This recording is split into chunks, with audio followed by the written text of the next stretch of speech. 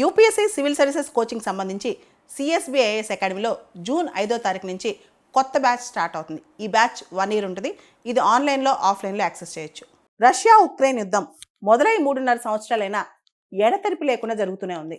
దీనికి సంబంధించి Donald Trump ఒక పోల్ ప్రామిస్ చేశారు ఆయన ఎలక్షన్ క్యాంపెయిన్లో. నేను కనుక అమెరికన్ ప్రెసిడెంట్ అయితే ఒక్క రోజులో 24 అవర్స్ లోపల రష్యా యుక్రెయిన్ యుద్ధం ఆపేస్తానని. కానీ ట్రంప్ ఏమీ చేయలేకపోతున్నారు. దానికి కారణం పుతిన్ యొక్క స్ట్రెంగ్త్. పుతిన్ చాలా మొండోడని చెప్పొచ్చు అనమాట. అయితే రీసెంట్గా పుతిన్ని చాలా పెద్ద విమర్శలు చేశారు డొనాల్డ్ ట్రంప్. పుతిన్ నిప్పుతో చెలగాటం ఆడుతున్నారని చెప్పి డొనాల్డ్ ట్రంప్ పేర్కొన్నారు. అంతేకాదు, కావాలని చెప్పి అమాయకులైన ప్రాణాలను తీసేస్తున్నారని చెప్పి చాలా క్రేజీగా చంపేస్తున్నారు జనాల్ని. నీడ్లెస్గా అవసరం లేకుండా అమాయకుల్ని చంపుతున్నారని కూడా డొనాల్డ్ ట్రంప్ పుతిన్ అనేశారు.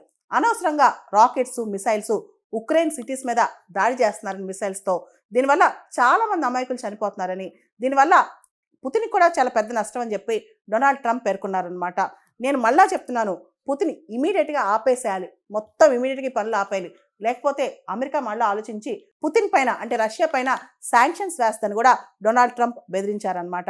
పుతిన్తో నాకు మంచి ర్యాపో ఉంది, కానీ ఇప్పుడు చూస్తే కనుక పుతిన్ గాన్ క్రేజీ, చాలా క్రేజీగా బిహేవ్ చేస్తున్నాడు. ఎందుకు ఇంతమంది ప్రాణాలు తీస్తున్నాడు నాకు అర్థం కావట్లేదని కూడా అన్నారనమాట.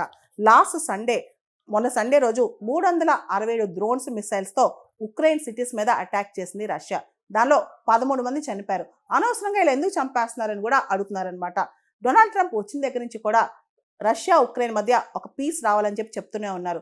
ఉక్రెయిన్ ప్రెసిడెంట్ జెలెన్స్కీని పిలిచి మీడియా ముందు తిట్టి కూడా పంపించారనమాట. రీసెంట్గా అమెరికా ఉక్రెయిన్తో ఒక మినరల్ డీల్ కూడా సైన్ చేసింది. అయితే ఇస్తాంబుల్లో ఒక పీస్ ప్రాసెస్ తీసుకొచ్చారు రష్యాకి ఉక్రెయిన్కి మధ్య. అది కేవలం ప్రిజనర్స్ ఎక్స్చేంజ్, ఒకళ్ళ ప్రిజనర్స్ ఇంకోళ్ళ చేతిలో ఉన్న వాళ్ళని ఎక్స్చేంజ్ చేసుకోవడం సరిపోయిందనమాట. అంతకుమించి ఏది ముందుకెళ్ళలేదనమాట. దాంతో ఇప్పుడు డొనాల్డ్ ట్రంప్కి ఇంకా ఎక్కువ ఇరిటేషన్ స్టార్ట్ అయిందనమాట. రీసెంట్గా తాత్కాలికంగా అయినా అన్కండిషనల్గా సీజ్ఫైర్ స్టార్ట్ చేయాలని డొనాల్డ్ ట్రంప్ కోరుకున్నారు. ఉక్రెయిన్ 30 డేస్ అన్కండిషనల్ సీజ్ఫైర్కి మేము రెడీ అని చెప్పి ఒప్పుకుంది.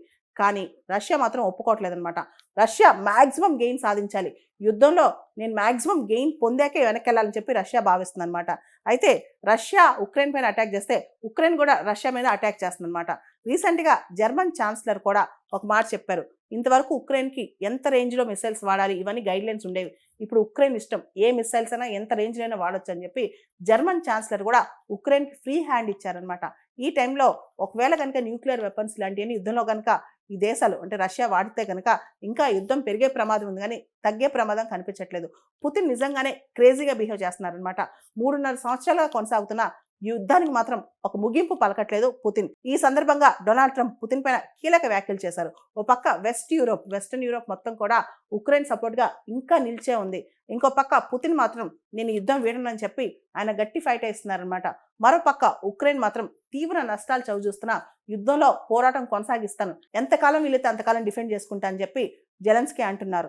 ఇప్పుడు ప్రాక్టికల్గా చూస్తే ఉక్రెయిన్ భూభాగంలో 1/5 రష్యా చేతిలో ఉంది. అంతేకాదు, డొనాల్డ్ ట్రంప్ ఉక్రెయిన్తో మినరల్ డీల్ కూడా చేసుకున్నారు. ఇప్పుడు డొనాల్డ్ ట్రంప్కి ఎంత లేదన్నా ఈ పీస్, ఉక్రెయిన్ రష్యా మధ్య పీస్లో ఆబ్లిగేషన్ అనేది ఇప్పుడు ఉందన్నమాట డొనాల్డ్ ట్రంప్కి.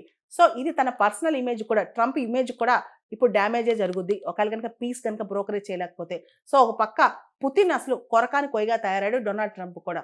దాంతో డొనాల్డ్ ట్రంప్ ఇప్పుడు పుతిన్ పైన కూడా ఘాటైన స్టేట్మెంట్స్ వేస్తున్నారు. యూపీఎస్సీ సివిల్ సర్వీసెస్ కోచింగ్ సంబంధించి సిఎస్బిఐఎస్ అకాడమీలో జూన్ 5వ తారీఖు నుంచి కొత్త బ్యాచ్ స్టార్ట్ అవుతుంది. ఈ బ్యాచ్ 1 ఇయర్ ఉంటుంది. ఇది ఆన్లైన్లో ఆఫ్లైన్లో యాక్సెస్ చేయొచ్చు.